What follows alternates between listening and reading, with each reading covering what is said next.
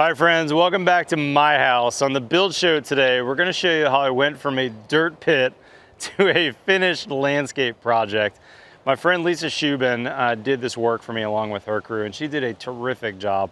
We're gonna show you a couple of really key details on pavers that are important to get right to make sure you don't have cracks in the future. We're gonna show you how we did all the metal work on this project.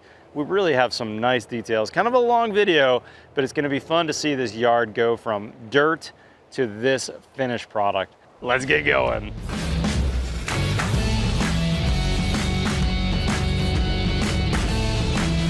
Okay, so this is the front patio, front kind of porch area.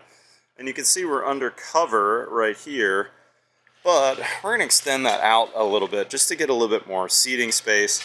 And it makes sense with the way my house is situated with the brick. And this room back here is my master bedroom, master closet. So the guys are forming up an extension. Now this is a structural slab here, and this will be, for all intents and purposes, flat work. So we need to make sure that when we transition from structural slab to flat work that we don't crack or that we don't translate that to the pavers above. And we're going to show you that in a minute. But remember, concrete is prone to crackage. In fact, here's a pretty decent little crack that's running through my structural slab. You can see right here. And that's pretty normal. I mean, the old builder's joke is that there's two types of concrete. There's concrete that's cracked, and there's concrete that's going to crack. So we've got both on this job site. So what we're gonna do to prevent that, we'll show you in a little bit, we're gonna use a crack isolation membrane. But just by way of kind of running through the details, when I installed my hardy siding on this porch area, you'll notice that I brought the hardy up and left a gap in there. Check out my previous video I did about the flashing that's going on there. But then my sill height here, I temporarily supported with a pressure 2x4. We're actually going to pull that 2x4 out because my tile is going to sit right underneath this sill right here and support that sill. And then the other thing you're going to notice the guys doing today is they're going to dowel in to the structural slab right here, and we're going to connect these two slabs structurally with some dowels. So let's get going on the work and we'll pick this back up.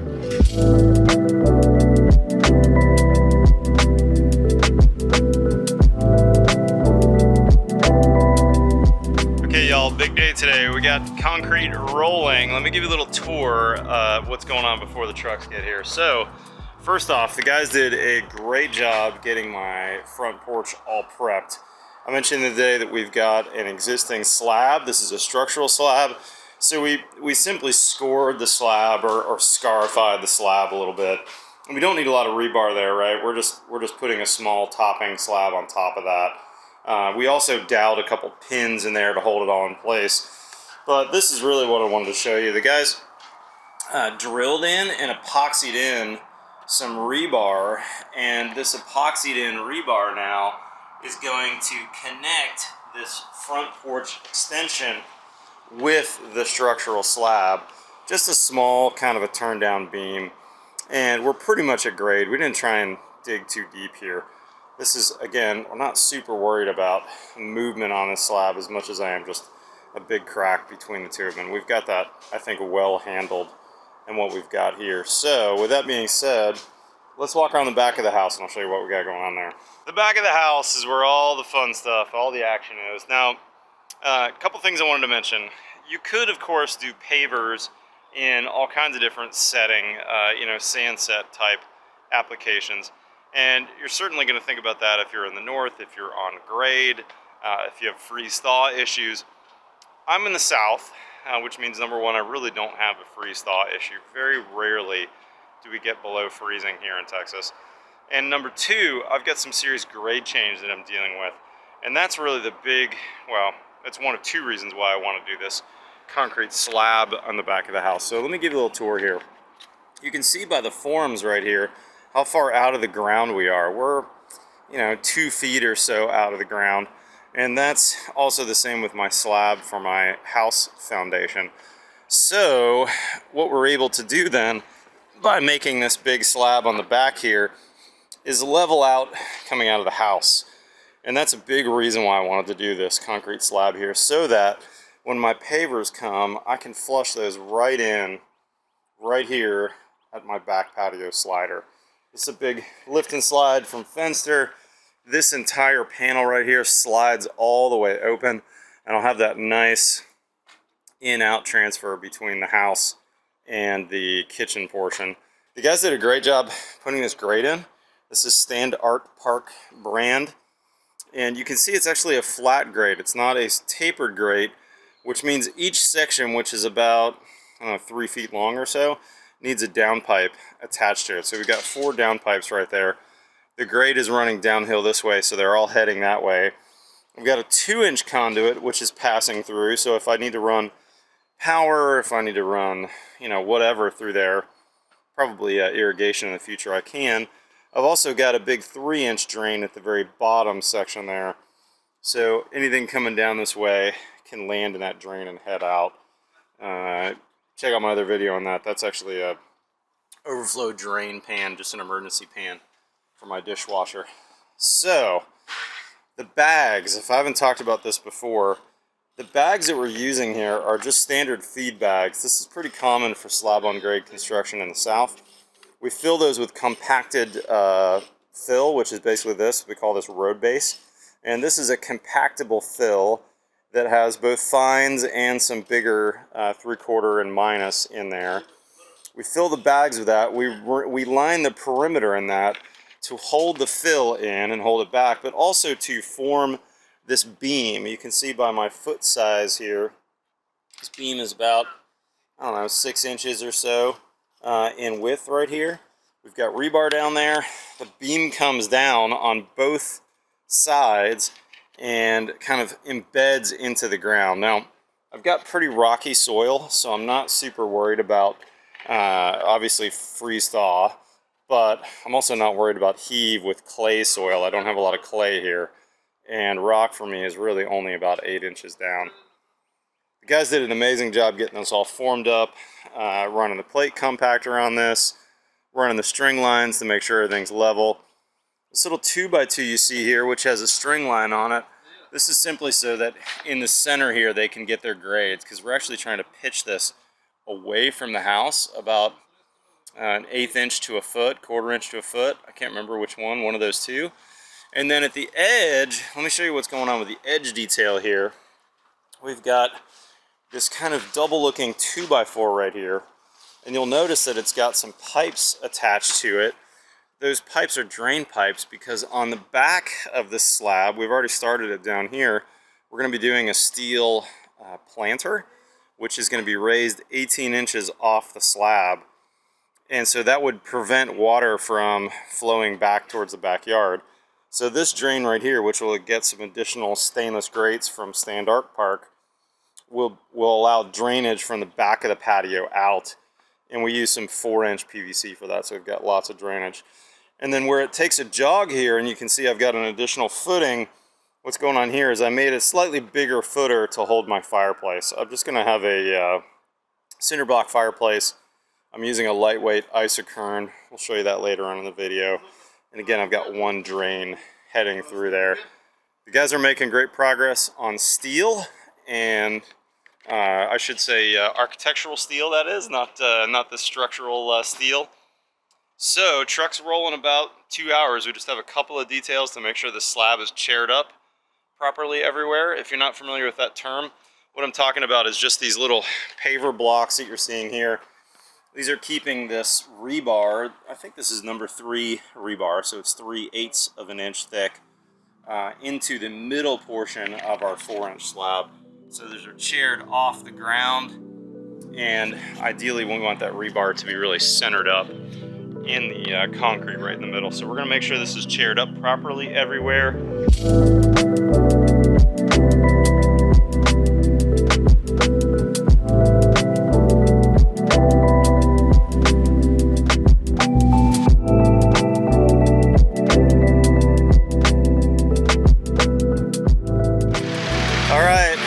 Underway with the action. Here's the line pump. Just in case you haven't seen these before, I thought I'd give you a quick tour. I always thought it was funny, the brand name is Putzmeister. When I was a kid, putz was a cut, you know, a dig on someone. You're such a putz. concrete dumps into the trough of the line pump, you have to double check from your concrete company that your mix is flowable, right? Because I've only got a 4-inch tube here. That looks pretty watery actually right now. I wonder if that's because he was washing out or the end. Anyways, we've got a number 5 slump specified, and then you can run this line really darn far. The line pump guy, I said, hey, what's the furthest? Does this thing run 200 or 300 feet? Is that the max? He said, oh no, we can go up to 550, 600 feet. We're only running 150 feet of line at my house, so it's not super far. And you can see the line pump just clamps together in these, I don't know what these are, 20-foot sections, maybe something like that. This is really important, y'all. Be sure to tape off anywhere you've got concrete pumping next to finished products, houses. I've made that mistake before, and you can see there's some concrete splashed up on that plastic right there. Really smart to take those precautions. We're gonna trowel finish this, but again, this is not a finished slab, so we're not super worried about what the final concrete's gonna look like. And I've said this before, I want to say it again, this is not a structural slab, so the details aren't quite as precarious as if this was a house. There's no engineering inspection, that sort of thing.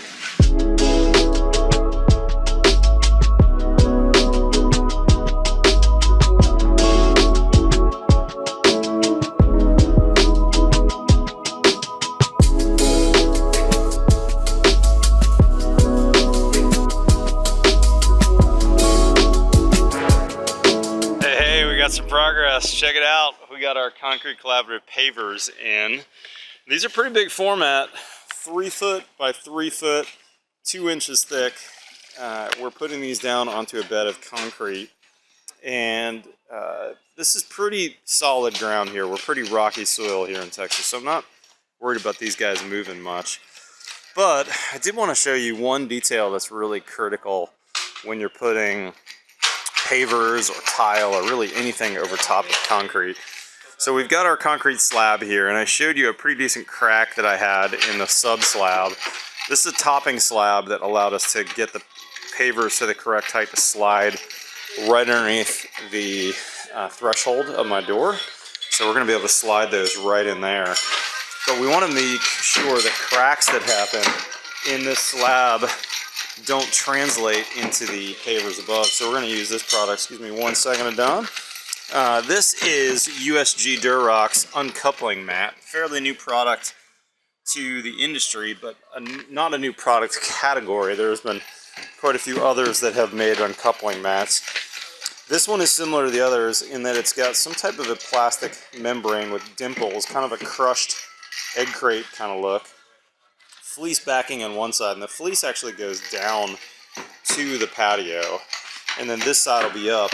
And the idea is if a crack forms underneath here, because this spans over top of that, it's not going to translate into the pavers above, so you're not going to see that crack above. Now you got to read the specs on the Durock site about what type of thin set to use, but we're going to be using Laticrete's LHT, large heavy tile adhesive mortar. And we actually made a phone call to Laticrete's and verified this meets the Durock specs. This will go down with a notch trowel and this product.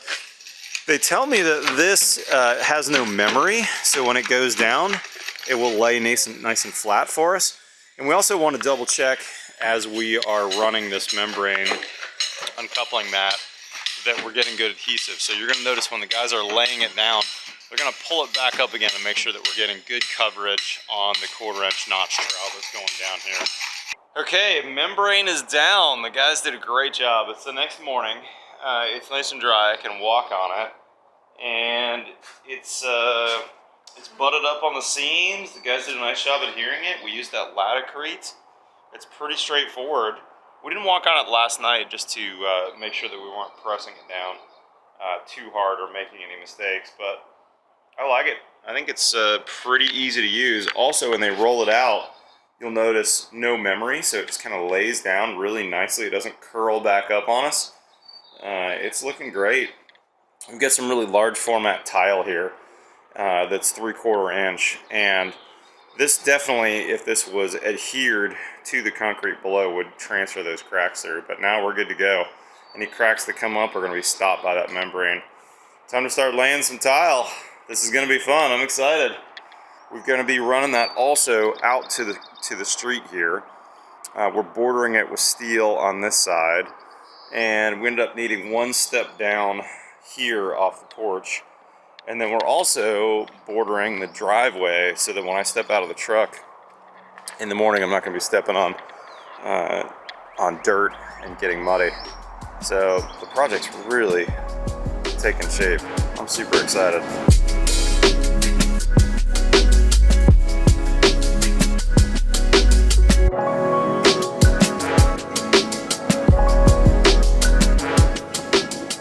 One of the coolest features on this landscape are these metal site-built retaining walls. Lisa and her crew did a fantastic job.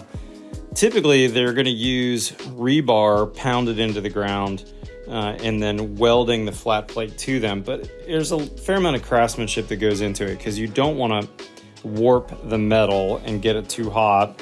You also need to really make sure that you're grinding the edges and making sure there's nothing sharp. But what we used here was 3/8 plate steel. We're just going to let this go rusty. I've done this a lot on my homeowners' houses over the years, and it's a really pretty straightforward process, and they really look fantastic. They're not inexpensive though. I mean, we're talking about the price of steel plus a lot of labor. It took a lot of time to put these in. But, you know, if you compare that to masonry that's really thick, takes up a lot of space, then you're trying to figure out how do I match this to the house. It could be actually a budget choice to do the metal. Certainly is compared to, let's say, board form concrete that I've done for some of my high-end clients doing more contemporary. But I think it's a good mix on a house like mine where I've got some traditional and I've got these elements which are much more transitional. Dang, that is a big piece of stone, boys. And look at this, progress. Mailbox is in place. Oh, that looks so good, I love it. Fabulous. Okay, back porch progress before the crew gets started this morning. You guys have done an amazing job getting these steel planters going. Man, those are a lot of work. I mean, if you watch the time lapses, the guys just work really hard. And this is going to be my fireplace. So as you look back at the house, here's the door. Oops, there's the door. And then you're going to step right onto the patio. Fireplace is kind of front and center of the patio. And then I've got an offset kitchen space right here. And this is the fireplace package that goes on top of the cinder block that we're putting in right there. This is an earth core. Isokern is the brand. It's a prepackaged unit. It's kind of lightweight masonry. I'm not exactly sure how this part is built, but that's the flue right there that's going in. And good morning, Matthew. And all the parts and pieces then will get assembled on top of this base that we formed right here. And it will go all the way up. We've got a, I don't know, 10-foot chimney or something, which will help kind of block the view. So.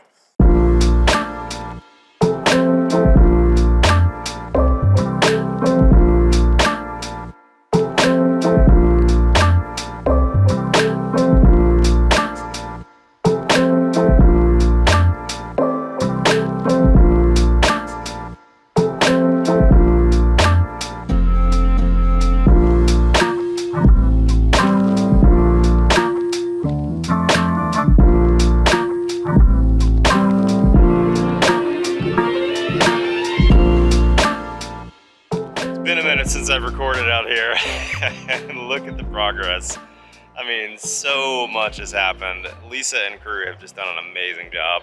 Let me give you a quick tour, and over the next day or two we're going to see the rest of the grass go in, the rest of the mulch. I'm really going to be done by the end of the week. And of course the stone, the patios look fantastic. So here's a quick tour of where we are today, and we'll be finishing this in the next day or two. So here's what we got. All the pavers that we put on the front, all set. These look amazing. My deadline is, I've got some time lapses going. I've got Casey Dunn, this really excellent photographer in Austin, coming to take some shots, and he's going to take a shot right here, basically with this scene as the shot. So we're really trying to get this front area pretty and perfect and all finished. Man, check this out though. The patio's looking amazing. Still have some patio furniture I need to get, and I'm a little tight on cash, so I might have to wait a little bit to get the patio furniture, but chimney cap still has to go on later this week. This is looking amazing, my outdoor grill area. And then we're planting all this over the next day or two.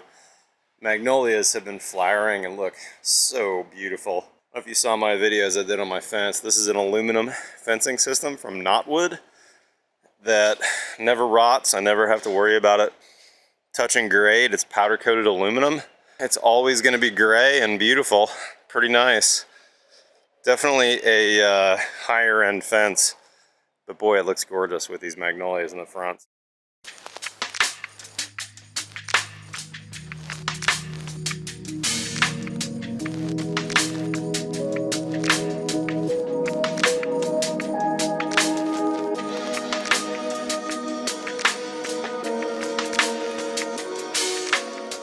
Basically the last day of this project, and going to be the most dramatic change because we're getting sod in the front and all these beds are getting mulched.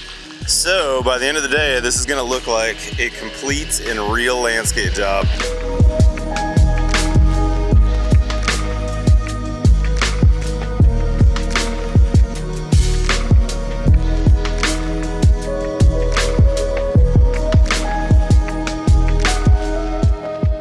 2 hours in, Palisade Zoysia is here. The Thunder Dirt is down that we got at Whittlesea Landscape.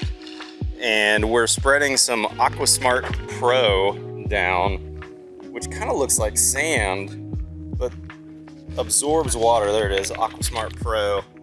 It absorbs water and will hold that moisture at the roots of the sod. So they tell you that it'll use, like you can set your irrigation down to 50% of what you'd normally do.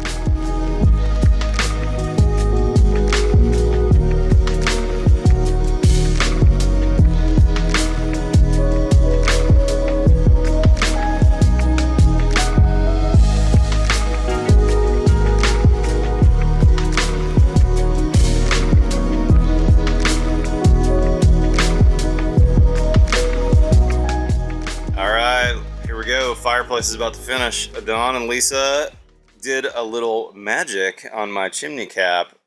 This is all copper, and we all help me make the big reveal here. And I love the look of copper, but I don't have a ton of other copper on this house, and I love how long lasting it is. So we basically just pre-weathered the copper with a little bit of a blackening agent. Oh my gosh, that looks amazing, Lisa. Look at that. What'd you end up doing to it? I ended up using Sculpt Nouveau. Okay. And it's for copper, brass. Oh, that looks so good. And then, wow. Yeah, there's a whole process. Yeah. I love it. What's cool is they also include all the hardware to bolt it down. So this will get Tapconned into my cap, and then this actually screws in. All stainless hardware, and there's one screw in there that is copper. I suspect that's for our grounding, if you're going to ground it, which I'm not super worried about here at this location. But let's watch Adam get this thing up onto place and finish off the cap. And then I don't know if you can tell, but we just have a little bit of thin brick up there to finish off. And we made a custom kind of cap out of the same material that's on the floor here and hearth, which is this thicker concrete collaborative pavers. Oh, so awesome. My fireplace grate's on order, and my first fire will happen here in the next day or two.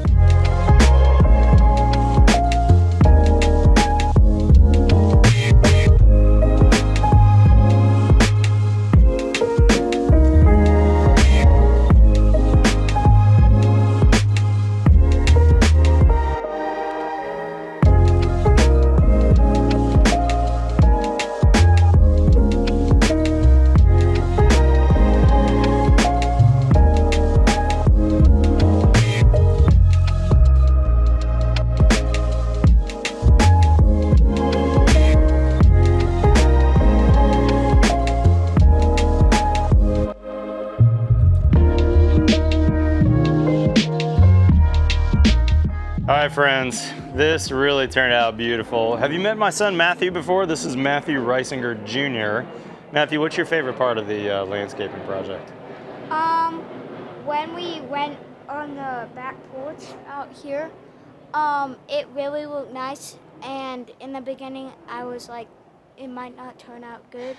And it just turned out wonderful. It did. You remember how we had to step down onto the dirt, and then we had a temporary deck we used to get inspections, and now we've got this big patio that's all level out of the house.